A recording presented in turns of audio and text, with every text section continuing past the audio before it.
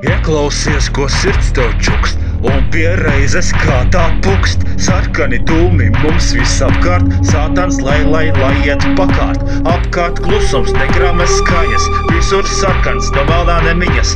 Nakts vēl gara, mēnesis to vada, tu tak zini, tas manā garā. No pusnakts līdz 6, mums abiem tik diviem, sajust viens otrā, tas jūtas tādā vai šādā visādā garā.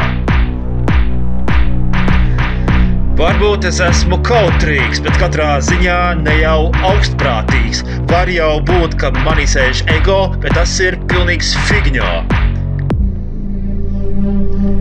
Atceros 3. aprīli 2023. gadu. Kad zvejnieku ciema stacijā es iemīlējos, nesaukšu vārdā, lai nebūtu nekādas domstarpības. Es necenšos non-stopā taisīt atskaņas, mani teksti dažreiz ir kā Gustavo lasot tos no lūpām. Bet ne par to ir šis stāsts, man visvairāk interesē tavs glāsts. Tik maigs un lieks, un es kā tavs kamola diegs. Ja tu zinātu, kā es jūtos,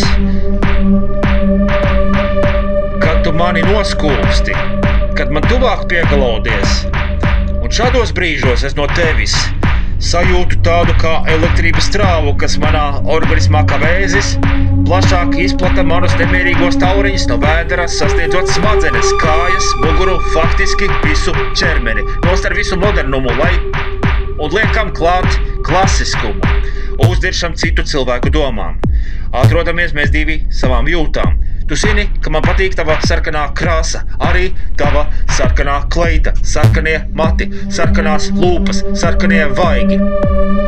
Bet labi, ko es te daudz runāju? Sarkanais chillaut un es ar tevi burāju. Jā, tikai ar tevi un ne ar ko citu. Vienmēr, pat pēc gada, pēc 2, 10, faktiski mūžīgi. Ti amo.